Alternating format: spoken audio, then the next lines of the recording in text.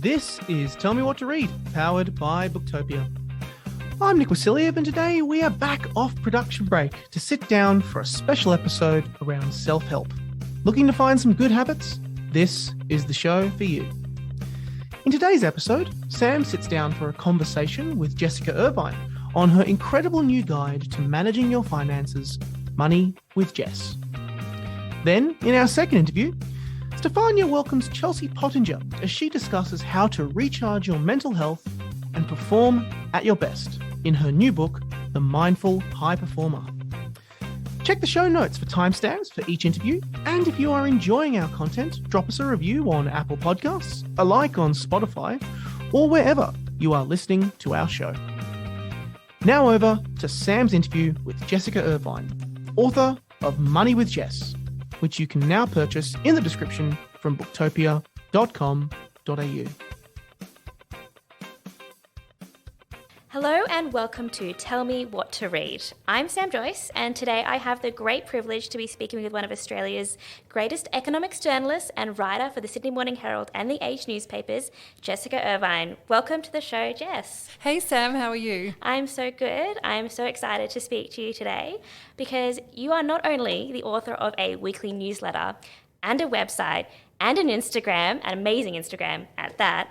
You are now also the author of a book called Money with Jess. So can you tell me, how did Money with Jess get started?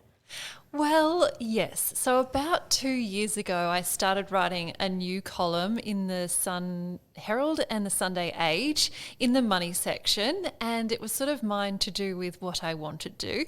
And I just did the amazing thing of actually making it my job to go out and try and save money and overhaul my own personal finances, and then write that up as columns in the newsletter, in the newspaper, sort of as a one woman's mission to budget and save type column. And it became really popular. It was clear that there was a need for just sort of entry level information on how to cut your costs and how to budget and how to save, and even putting together your own household budget. And I did a 10-week series going through these 10 different categories, which I ended up sort of designing a system for categorizing all household spending into 10 categories and assigning a highlighter to each one.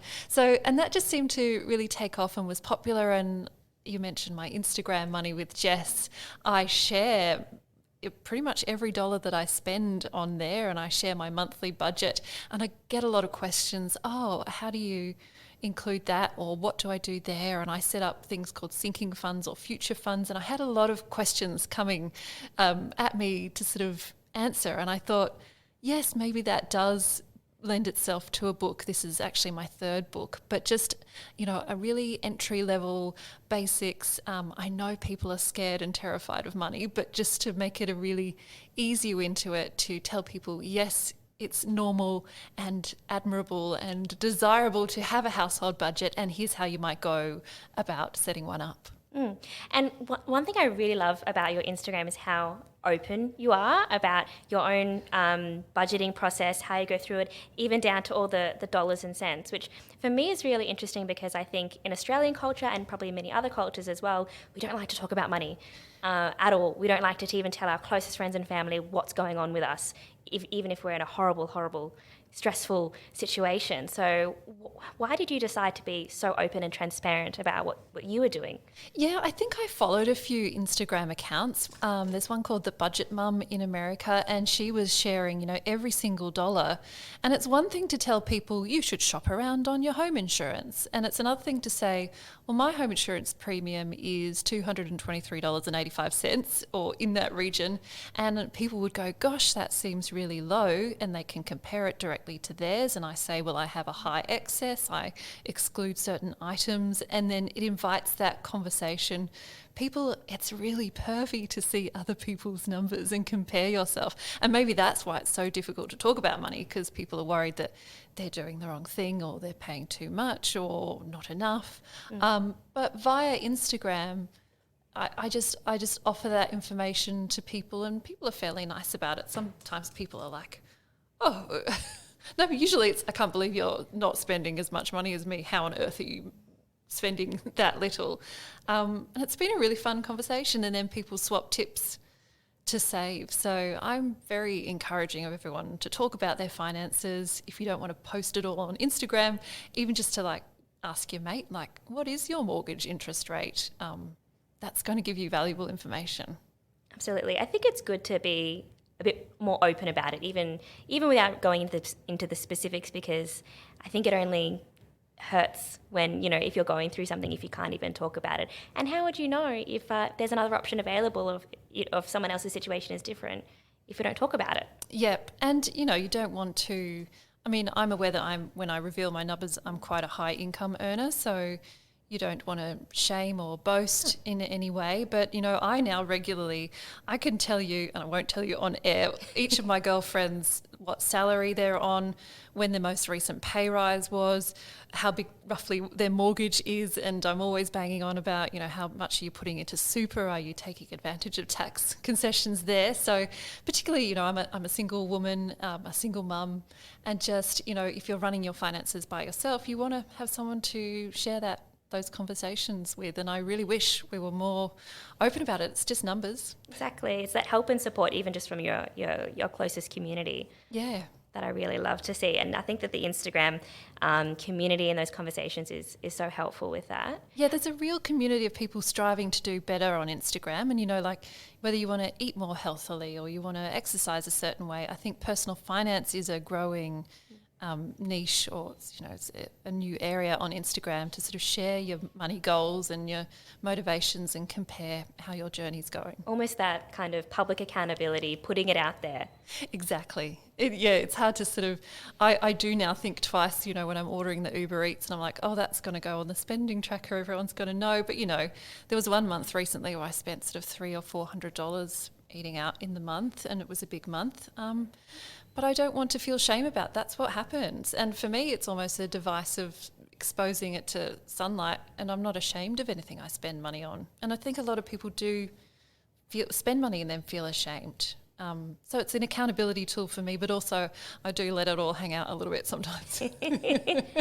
And now I know you've got a degree in economics, and you've also reported on however many federal budgets 18, as well. 18. Just did my 18th. 18 federal budgets. But were you always a budgeter? Were you always, tracking your spending and thinking about your finances in this way?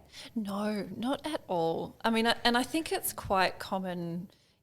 People who are on very low incomes do need to pay really close attention to their money because they've, got $30 for food for the rest of the month. And those people can be really great at budgeting. There's another subclass of people who, I did a university degree. I've always worked in professional jobs.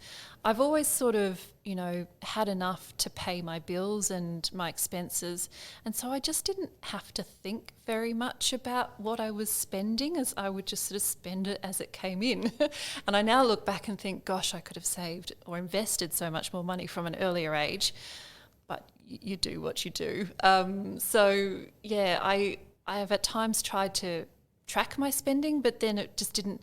I would just write down when I'd bought stuff. And what was really new more recently was to take that information and say, well, right at the end of the month, I'm going to sit down, I'm going to look at this, I'm going to categorize it, I'm going to add up how much was food, how much was bills, utility bills.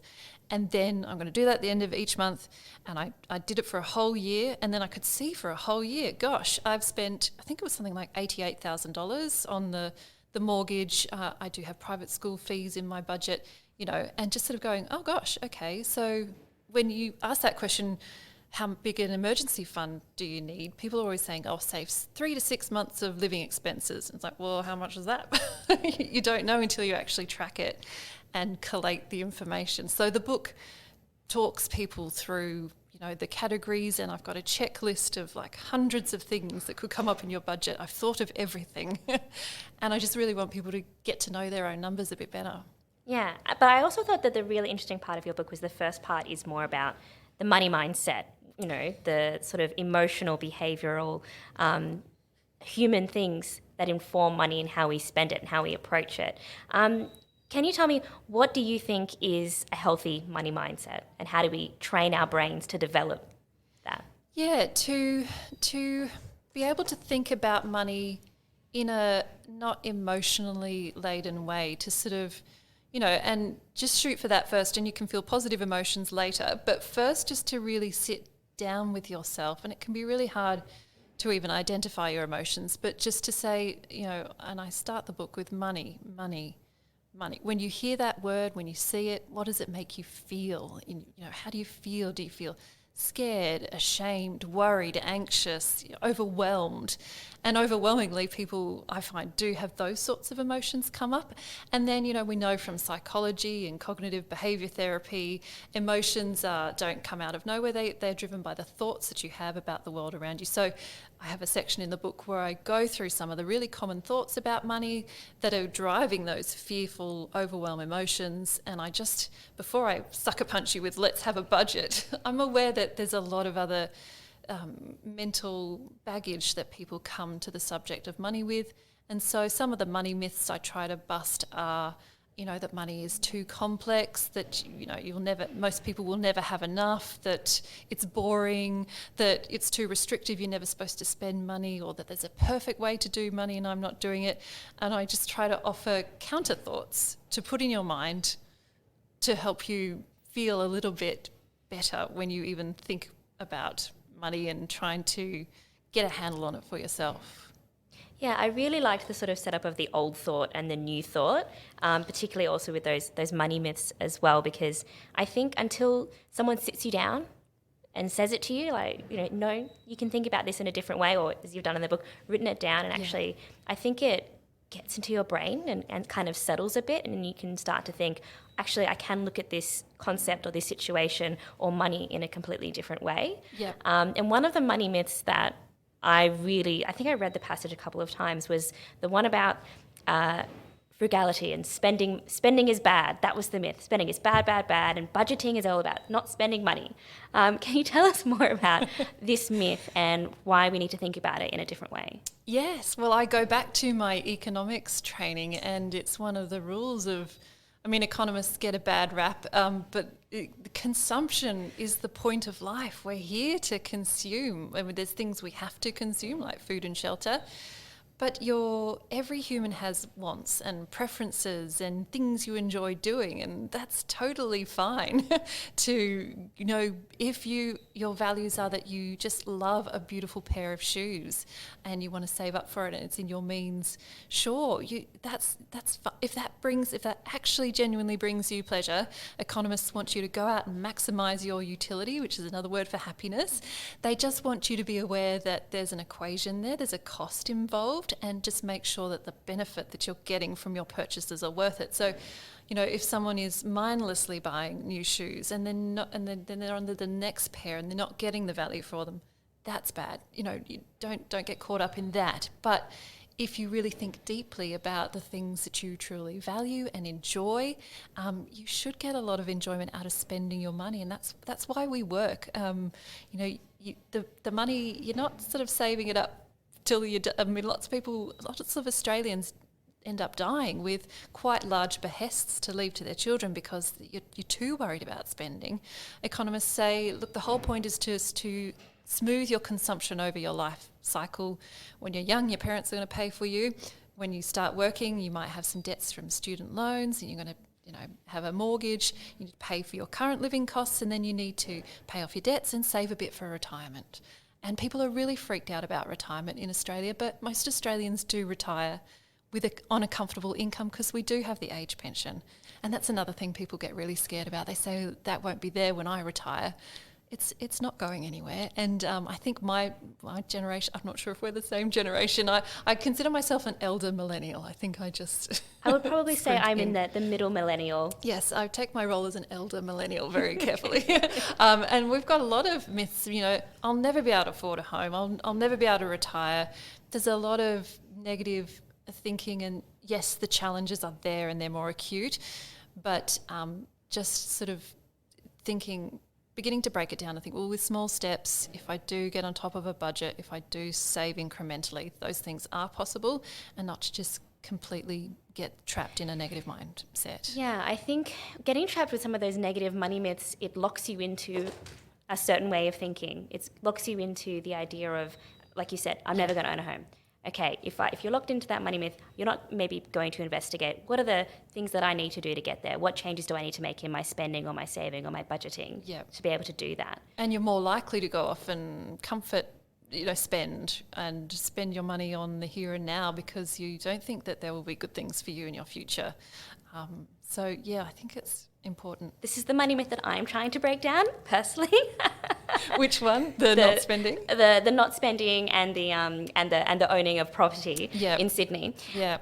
But I also think that when we come to breaking down money myths, it's about separating that anxiety, particularly when it comes to the spending one, separating that anxiety from spending. And when you combine releasing that anxiety with setting up a proper budget and the mindfulness that comes with having that awareness of where your money is going, you can then prioritize where I'm spending my money, how does it make me happy, what money values am I working with, and then you can still maintain that budget and that security, that sense of security that comes with it, but still have a sense of joy and sensation and consumption in your life as well. And part of it is sort of going, oh, I did spend money on that. Yeah, maybe I didn't get a lot of value out of that, but not shaming yourself for that, but just going, okay, well, next month I might try to not spend as much on cocktails. Cocktails are great though. I don't know, but within reason. It's all about within reason, isn't it? Or Yeah. at least aligning the spending with the values that you have. And it's for me, it's a self-reflective thing to go, what do I value?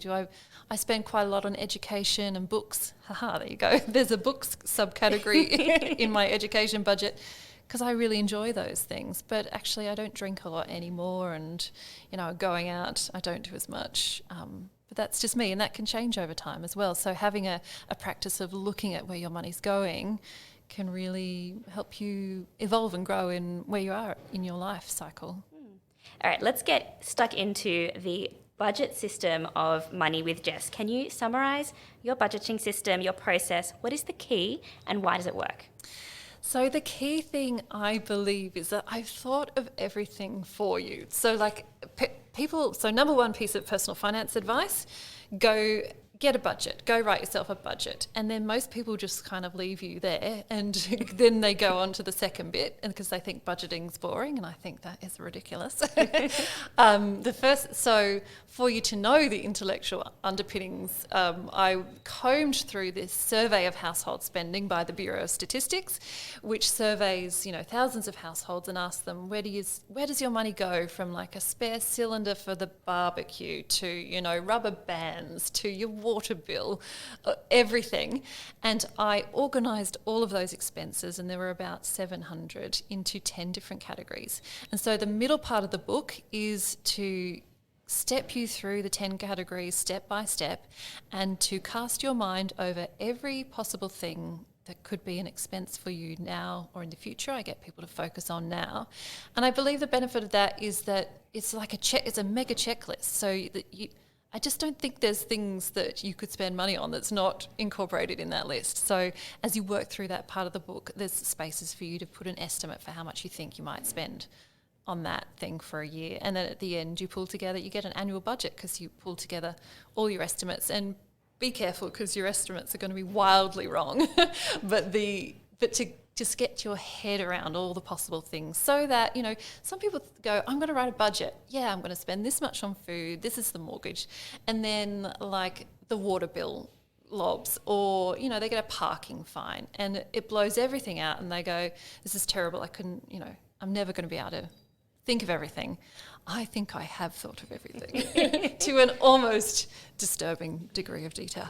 I think it's actually really handy, because one of the struggles that I have is when I'm doing my budget is, what category do I put this under, and is it going to consistently be there every month? And at the end of the year, is that going to give me that consistent average, and will I really have an accurate understanding of what I've spent my money on? Yes, and a common one is like people will just go insurances as a category, but that covers health insurance, car insurance, home insurance. So in my system, that is dealt with in each, when you're thinking about your health and all the costs go there. I'm so excited you have a budget. Of course. What does it look like? How do you do it? So I know that you are an advocate for the handwritten budget and the folder. I'm actually a Google Sheets budgeter. I love that too. I like to use pivot graphs, pivot tables. I love being able to have a nice pie chart. I also love, so I have a monthly one, and then at the end of every month, because I do the monthly one every weekend, it's my Sunday morning activity. Like updating your spending on it? Yeah, updating all my spending. Yep. And then at the end of every month, I pull that into my annual tracker, and then I can see in a nice line graph, it averages out overall expenses in a cool line, and then I can see averages per category across the year as well. So it's really interesting for me to sort of look at the averages. Is the average per month I'm spending on certain categories more or less than what I've allocated for that category? Yeah. So actually, I wanted to talk to you as well about the handwritten and highlighting as well. I also love the colours. Do really fun things for my brain. Me too. I love that they're in the book as well on the outside of the pages too. Why do you think that works? Is it a behavioural? Is it a human thing? Is it a brain thing? And why do you love the handwriting element? The handwriting and the rainbow effect, I am a 40-year-old mum, but I love highlighters and I'm not alone. I think the handwriting makes it feel more tangible, and I don't know if it's a generational thing, and I'm totally fine if people want to translate it into an Excel spreadsheet. But there's something mindful for me, and I know I'll never lose the information. It's written down by hand, and just when I get to draw the highlighter line across my spending tracker, it's like those ASMR videos. It's just very calming, very satisfying. And who doesn't love a rainbow? It brings me joy. It makes it happy. I mean, it's a dull bore. I mean, what I'm really proud about the book is the fact it is in such technicolor. I struggle to think of another money or personal finance book that has as much color. It's definitely not boring. It's not boring. And the tabs down the side, you're right, different colours for the different categories.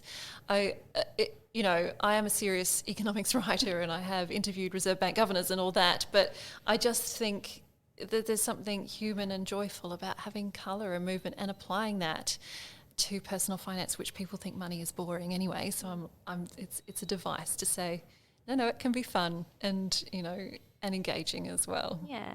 So one thing I wanted to ask you as well around budgeting, it's sort of the next step. Once you've set up your budget, why is it so important to stay on track with it? And what is your, I guess, top hack or top tip for staying on top of it? Yeah, so not falling off the wagon. Not falling off the wagon. I mean, and for me, and it's interesting that you do set yourself little challenges or a budget to come in under a certain amount. For me, it's just a commitment that I think probably for the rest of my life, I will track my spending. It will go onto the spending tracker. I will mindfully reflect on my spending each month. And people say it looks very laborious, but it actually takes me 10 to 15 minutes a week to transfer my spending across from my credit card onto the tracker, and then maybe a half an hour, an hour to sort of sort it all at the end of the month into different categories. And you know what? Some people think I'm mad for doing it. Some people are really into it, and I say, give it a try. Don't knock it till you try it. Exactly. And it's really not that onerous to just have a sheet of paper. And I have my personal website, jessicairvine.com.au. I have about 4 or 5 different budgeting templates. The spending tracker is one, and anyone listening can just go to that website and download it, print it out. Give it a go, particularly if you're stuck in that mindset of being quite scared of money. Just baby steps, it's okay. It doesn't have to be very complicated. And I've done federal budgets, and I know a lot of the theory, and it really is for most people as simple as try and spend less than you earn, save some money, rinse and repeat. Yeah. Make that a part of your daily life. One of the final questions I wanted to ask you was about a phrase I came across in your book, which I hadn't seen before when it came to budgeting, and I wanted to hear from you some more about it. And that phrase was dignity in every dollar. What did you mean by that? Yeah. And I've done micro experiments to try and, figure out if I will save money using dishwashing powder versus tablets, and I track every dollar and do an experiment. And people say, why do you bother doing, tiny things like that? It's only dishwashing powder. But the buck's got to stop somewhere. And at some point you need to recognise that you're in the driver's seat every time you go to spend money, whether it's a small thing or a big purchase. If you believe that there's dignity in every dollar that you've earned, every dollar that you earn is a little piece of your life that you've given up. It's time you didn't spend with your family. It's time you didn't spend reading books. You went out there to earn the money. And don't waste the money. Have respect for the money that you've sacrificed so much to get. Sure, spend it, but spend it on the things that really bring you joy. And it can begin with just really small decisions. Your next shop to the grocery shop. Don't just sort of mindlessly put everything in the cart. Think about what you can use in the week without wasting it, what you really need to fuel your body. So it's a process that I've gone through to sort of slow down, reflect on the spending, don't just mindlessly spend the money, and really respect, dignity in every dollar, is a good place to start for me. I find that so calming, and, I'll be shopping and I'm like, dignity in, you worked hard for that, Jess. Could you get it cheaper? Could you get it secondhand? Do you really need to spend the money? Which is a little piece of your life. I love that self-reflection and that sort of, you know what, I worked hard for this and I deserve to take control and to really think about this and make sure that I'm serving myself and my needs, whether they're, the physical needs or the emotional needs or the future needs as well. Yep, of you and future you. And I have another section in the book about imagining future you and looking after that future version of you. Yeah, exactly. I love the future you part, because I think that when sometimes we're in the midst of, a global pandemic, it can be hard to think of the future and where we're going to go and all of that, the uncertainty that comes with it. And so I wanted to ask you a somewhat personal question, I guess. It's a two-parter. Did you ever think that you would be where you are today with this book and this Money with Jess empire? And what would you say to future Jess? Future Jess. Empire, I think sometimes things can look like an empire from the outside, and on the inside it just feels like me with my Instagram account and I posting random videos from my kitchen. But the book, I'm really proud of the book, and, you lend your name to a book, Money with Jess, it sort of gets its own life, doesn't it? But, I'm so proud, and it's such a good representation of my approach and my beliefs. I'm super proud of it. I've forgotten the second part of your question. What would you say to future Jess? Future me. I got you, girl. And in the book I write a letter to future Jess, and I ask her for stock pics as well. Can I have some of those? Yeah, exactly. She'll get back to us. Future Jess, just that I'm aware of you. I'm aware we're going to age and people find that scary. I'm excited to be you. I acknowledge you, that I will grow into you one day. I want you to be protected. I want you to be comfortable. I'm looking forward to being you. And that I realise that the things I do today will have a direct impact on how well you're looked after. And I get a bit woo-woo, but I have this sense in my mind of a woman in 20, 40 years, and I expect she'll be hopefully happily retired and reading lots of books. And I think I also do the mental exercise of what would she say to me, and I think I can see that she's proud of me already, for what I'm achieving, and and if anything, I feel like she's probably telling me to take it a little bit easy. I'm working too hard, but I know it sounds a bit woo-woo, and I'm such a numbers person, but there is kind of that emotional aspect to it too. And I love having done that thought experiment to go, there's a version of me in the future, she's kick-ass, she's retired, she's reading lots of books, and I know that I've saved up enough to look after her. Yeah, I love that. It's the vision, I think, that we all need to sort of have for ourselves, just to think about where do we want to be, or where do we hope to be. And a positive version of it too, and not, I'm worried she'll be homeless, and and I've had privilege, and I've had fortune, and a good fortune, and a good income, and I now own a house in Sydney, and I know that's getting increasingly harder for other people. I've still got a massive mortgage, mind you. But yes, I just hope that people can find a way to have a vision for themselves that, baby steps, you can improve the life that you will lead in the future. All right, and final question for you, Jess, is what is the number one thing you want readers to take away from your book, Money with Jess? That money can be fun. That It's this really cool stuff you get for doing work. And, thankfully, proportionally most Australians do have income coming in, however you get it, from government benefits or, cash. The money comes in. And if you just make sure that the money that goes out is a little bit less than the money that comes in, you're rocking it. That's the goal. And maybe people know they're doing that, but if you have some visibility around it, you can feel so good about it and you can start to feel in control. And I just encourage anyone, grab my spending tracker, try it for a month, just commit for 1 month. I'm going to write down everything I spend, and at the end of the month, just look back on it. And just know that there's those of us out here doing that. You and I, budgeting, it's kind of normal and we don't talk about it, but people who are financially successful are doing this behind the scenes, and let's bring that out into the open and just really encourage people to get on board. Love it. Thank you, Jess. And that's a challenge for you, everyone listening. Go and download that spending tracker. And for everyone listening, you can order your copy of Money with Jess right now from booktopia.com.au. And if you're very lucky, you'll be able to score yourself a signed copy, signed by Jess Irvine herself. Now, Jess, tell us, where can we find you on the internet, on the interwebs? Yes, I'm on the gram, the intergrams, Instagram. My handle is Money with Jess, and I'm regularly posting on there. My rule of thumb for that is I won't post it unless I think it will help you or save you money. So, and there's a great little community of people on there who give me tips as well. And I love interacting with people on there. So Money with Jess. And the website to link to the resources is www.jessicairvine.com.au.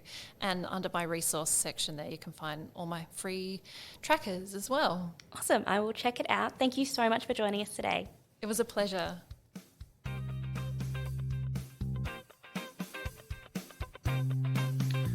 Before we head to our second book, we have a sponsored book for this episode, and that is Mrs. Mort's Madness by Suzanne Faulkner. 4 days before Christmas in 1920, Dorothy Mort shot her lover dead in cold blood. The tragic end to her affair with dashing young doctor, cricket star and war hero Dr. Claude Tozier scandalised Sydney. Dorothy's respectable husband was devastated. After 9 years in Long Bay Jail, Dorothy was released and returned to live quietly with her husband. But was she really mad? Or bad? Or neither? And what was the secret that her husband kept for the rest of his life? In an absorbing blend of investigative non-fiction and biography, Suzanne Faulkner delves into the case that has intrigued Sydney for almost a whole century. You can order a copy of Mrs. Mort's Madness by heading to the link in the description as our sponsored book for this episode. Now, over to Stefania's interview with Chelsea Pottenger, author of The Mindful High Performer, which you can purchase in the description right now from booktopia.com.au. Hello, welcome to Tell Me What to Read. I'm Stefania Pottenger, Booktopia's non-fiction category manager. Today, I'm delighted to be speaking with one of Australia's most popular corporate presenters and the founder and director of EQ Minds, Chelsea Pottenger. Hello and welcome, Chelsea. Thank you, Stefania. It's so lovely to be here. Nice to see you again. You were in last week signing some copies, so I'm not sure if we'll have any left by the time you hear this podcast. But for people listening at home, can you tell us a little bit about what EQ Minds is? Yeah, sure. So EQ Minds is an educational platform. It's a company that was founded by myself back in 2016, and it exists to educate and empower people to take care of their mental health for their performance. So we're very lucky. We train the world's biggest global brands. I see about 100,000 people a year speaking to them on the stage or virtual workshops. And Stefania, it's a really beautiful thing to be a part of, to be honest, because mental health is such an important topic. And before I started the company in 2016, mindfulness wasn't even a thing. No one even knew about it. So it's been really beautiful to watch this unfold. So your journey is really interesting, how you got here. In the book, you open up in your first chapter about a very personal, I find quite harrowing experience. So can you take us through a little bit about what that that actual experience was and how you got here. Yeah, sure. So 2000, so before, that sort of life adversity happened, I was living the corporate life in Sydney, 12-hour days, Hendrix gin at night, triple shot flat whites in the morning, triathlon training, rise and grind, 12-hour days, you know the drill. And I lived like that for a couple of years, actually. And then 2015 enters our beautiful bundle of joy, Clara Pottenger.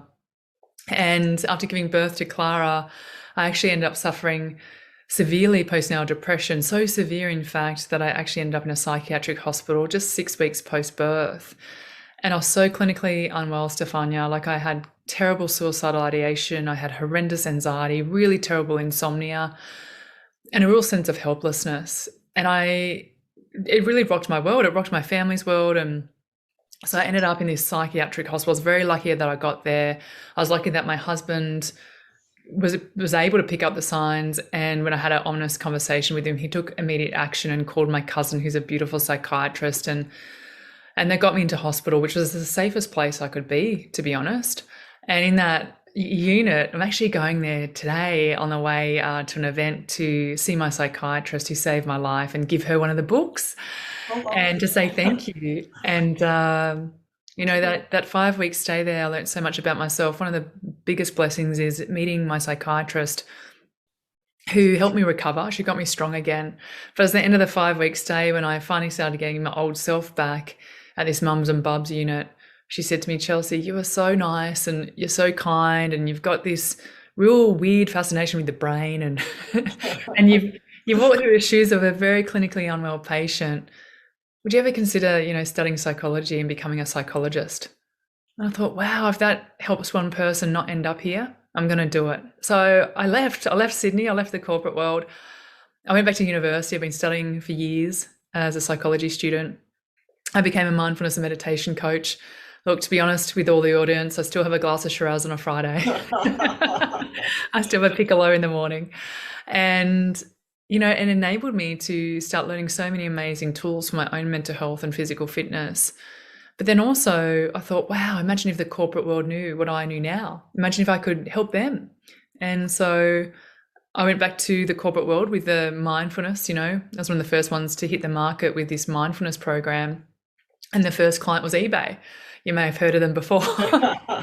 And they loved it. And they said, look, we're going to take you on for the year. And then the general manager from eBay went to Uber. They took me to Uber, then Uber to Westpac. And I mean, the rest is kind of history of just being inundated. And it's just been such a roaring success. And I'm very grateful for that. And I was thinking, Stefania, with this book, and I mentioned it to you last week at Booktopia there, was that not everyone works for Google or Macquarie Bank or Atlassian or for Uber, and they don't get exposed to these tools that we teach the corporate world every day.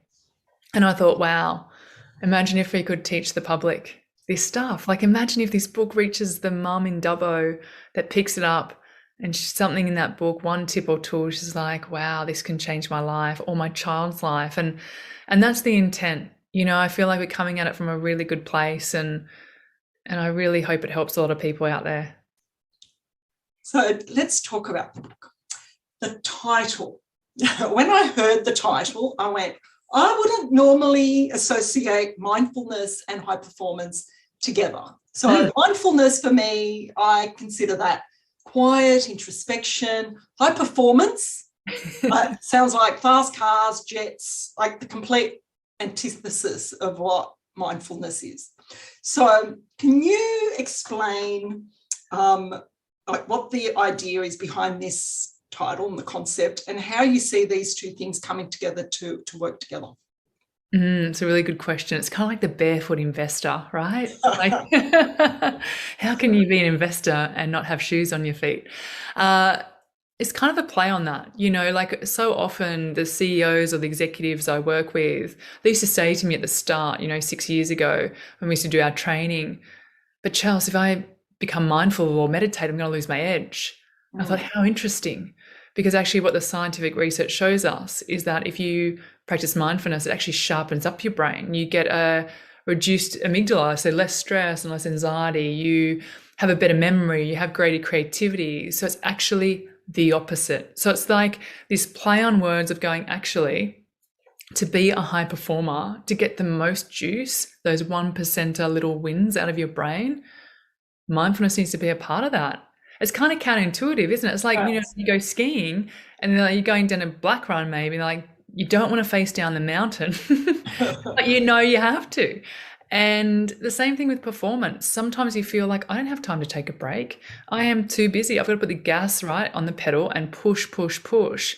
But what happens? We burn the glucose out of the brain. We multitask ourselves into inefficiency. We make mistakes. We become exhausted and we burn out. And then all of a sudden, instead of taking a 15-minute chunk out of our day to recharge the brain, we're now taking a week off work with sick leave.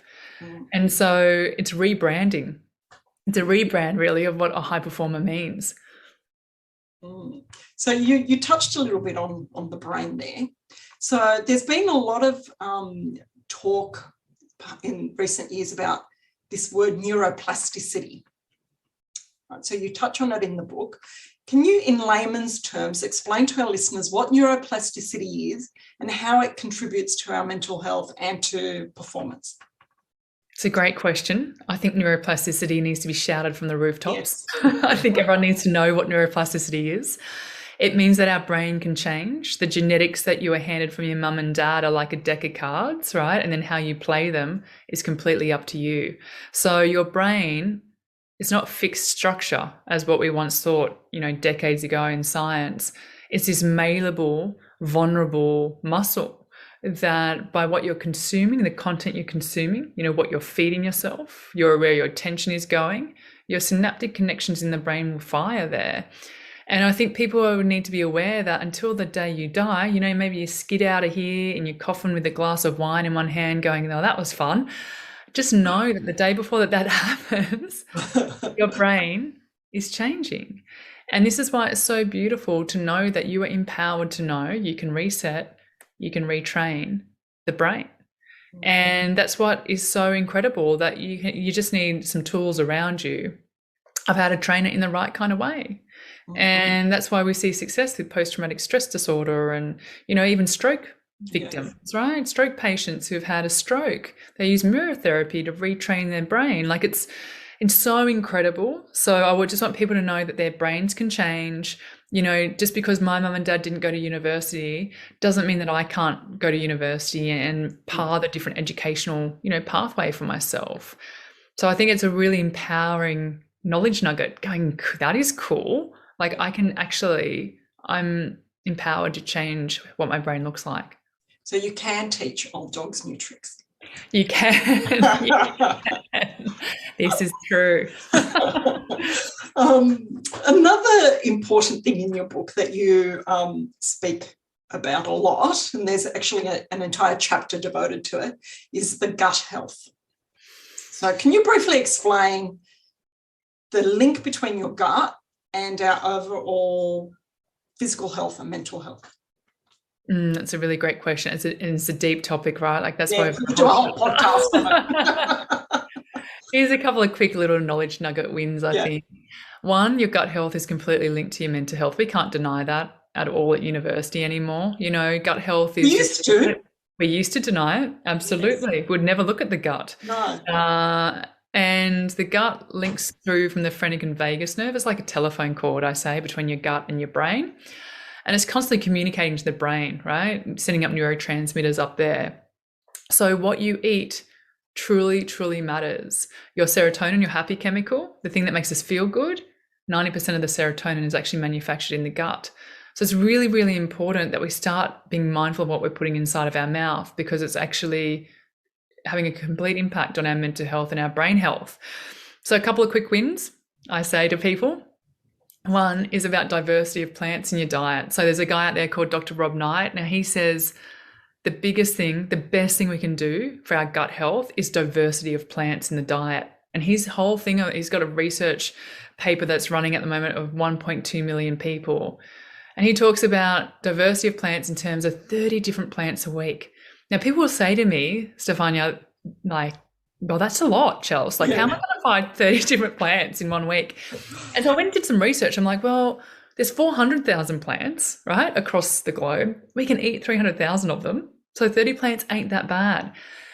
So what I say to people, a really quick win, particularly if you are here in Australia, and I'm sure across the globe we've got different brands that do this.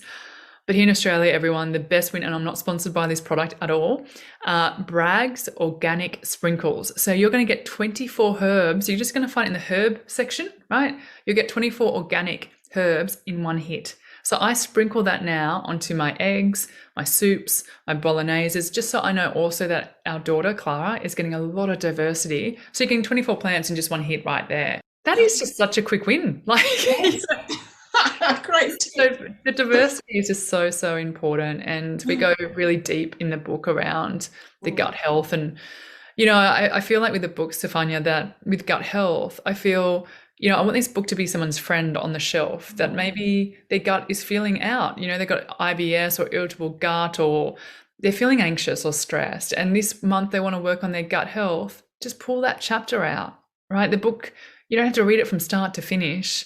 Just if there's a chapter that you're leaning on going, I need to work on my sleep, pull that chapter out. There's so many great practical things in there that people can do to have a healthier, happier life.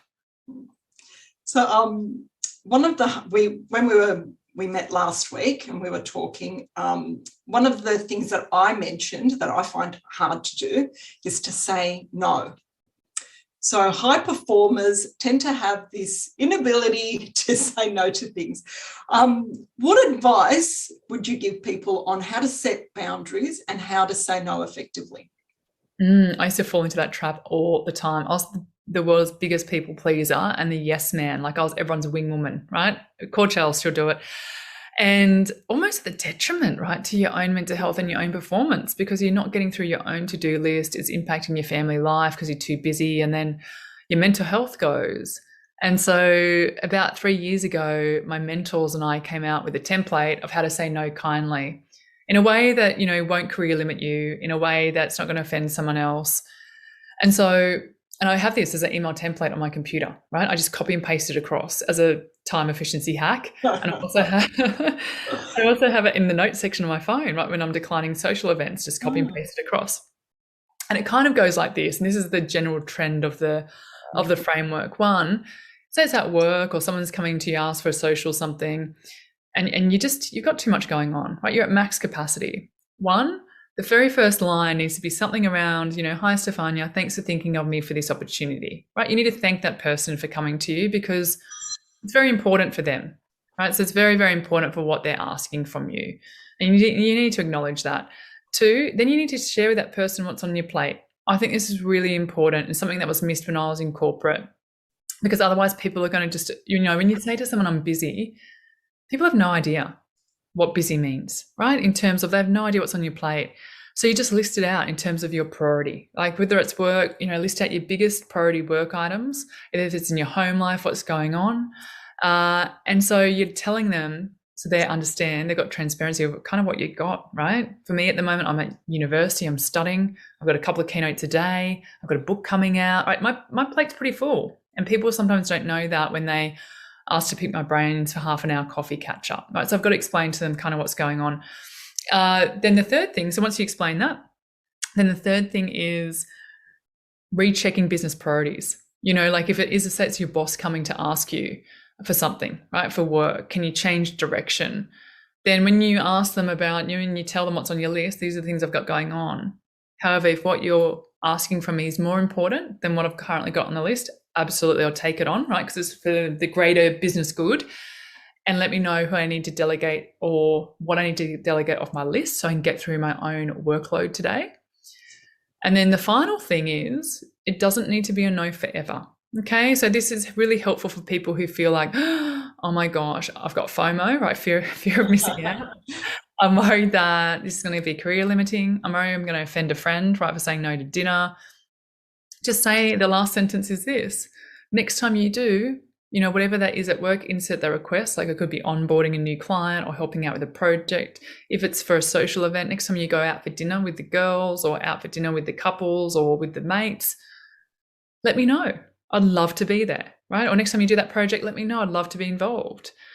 And the most amazing thing happens here, Stefania, because sometimes I think we just need to be kinder to ourselves. I feel like we put a lot of pressure on ourselves thinking that people aren't going to like us. And the truth is that they're actually going to really respect you, right? That you have boundaries, and they know that when you do turn up, that they're getting the better version of you. And the amount of emails I get back from people when I send them this no email, they're like, this is amazing. They're like, I'm so respectful of your boundaries. Can I just copy and paste this into my own? And I'm like, absolutely. And I think it's that whole thing, you need to not worry as much as what people think, and really know that what we're doing, or what you're doing here, is protecting yourself. Okay, you're getting through your own work, so you're not working till 11 o'clock at night. You're protecting your family time, which is a very important thing for me, and you're protecting your mental health and physical health so you don't burn out. So yeah, I hope you like that. I hope you can use that. Yeah, I'm going to definitely copy that template. So we touched on the fact that you've got a lot of tips in your book. There's some really useful practical advice. For me, one of the most curious tips is your morning routine, where you brush your teeth with your non-dominant hand. So can you explain how this is useful and what it achieves? Yeah, absolutely. So I am an avid learner, right? At university, or I'm listening to podcasts or reading books all the time of things in psychology and mental health and well-being and health and things like that. And I was listening to a guy called Dr. Daniel Amen. I read his books and I listen to his podcast. And he talks about this as a leading psychiatrist in the USA, around when you brush your teeth with the opposite hand, a couple of things will happen. One is that your non-dominant hand will actually start stimulating a different area in your brain where dexterity sits. So it's this beautiful kind of anti-aging impact on the brain. So you're getting more neuroplasticity, right, which is great for grey matter in the brain. Two, it's a really mindful technique. When you're brushing teeth, when you're having a shower, washing your hair, when you're chopping carrots, when you're driving the car, all these idle times is the time for your brain to wander off. And you'll notice that also when you're brushing your teeth, your mind will sweep back into the past or forward project into the future. And to be completely honest, where we're at peace and at ease and the most content in our life is when we're in the present moment. And when you're brushing your teeth with the opposite hand, you've got to pay attention, right, to what you're doing. Otherwise, you're going to make a hot mess, right? Toothpaste is going to go everywhere. But also what it does do is it gives your brain that space. It's like a breath for the brain to go, it's this beautiful mindfulness activity. And it's a great way to start the morning. I'm going to have to try it.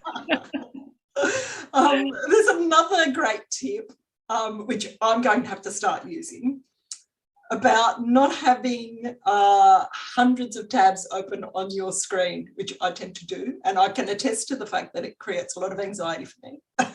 Yeah. So I'm going to try your 2-tab rule. Yeah, good.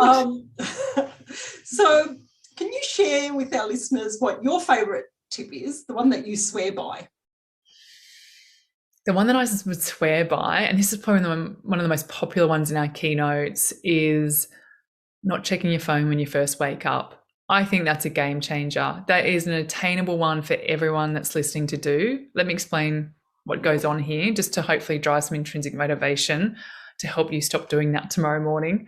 So, and by the way, if you do look at your phone when you first wake up, you're not alone. Okay, 80% of people do this across the globe. I think it's a lot of our alarm clock, right, that sits there. Then it's just too easy for us to lay in bed and scroll away. And what we're seeing, which I think is really interesting, is that when you're waking up, your brain is in that very neuroplastic state upon waking, and it's in a theta brainwave, so it's very vulnerable to whatever you're consuming off your phone. So if you're waking up and you're seeing a murder, you're seeing a work email, you're seeing a social media comment you disagree with, what is going on or going wrong there with the brain is that you're taking that content back through the eyeballs, it's stimulating your amygdala part of the brain, causing this huge cortisol dump first up, and then also your adrenal glands will start pumping up some norepinephrine, because they kind of hang out in a stress party, right? Your amygdala's going off, your adrenal glands are firing up. But the third thing that I find really fascinating is because your brain is very vulnerable and neuroplastic within those first few minutes upon waking, it'll start to physically change the neocortex structure of the brain. Now, if we think about that and say you're looking at a murder, what will happen is you'll start firing up new synaptic connections for things like fear, worry, paranoia, stress. We haven't even done what yet? We haven't even stuck our leg outside of the bed yet. We're just in there scrolling Brushed our teeth. away. Yeah, that's right. And I just think, I don't know anyone, Stefania, do you, who wakes up and sees like a murder and like does a fist pump and jumps out of bed going, yes, what a great day today is going to be. No one does that unless they're a sociopath. And if that's the case, run for the hills if you're sleeping next to something like that. But I would say that don't check your phone for the first 8 minutes. Turn your alarm clock off. Absolutely. Turn your phone down and lay in bed. And I just want you to think about 5 things you're grateful for instead. And this isn't everyone about toxic positivity where it's like good vibes only, because that doesn't exist. Okay. Like we have to absolutely feel our emotions. But what this is about is scientific ways that we know how to release serotonin into the system.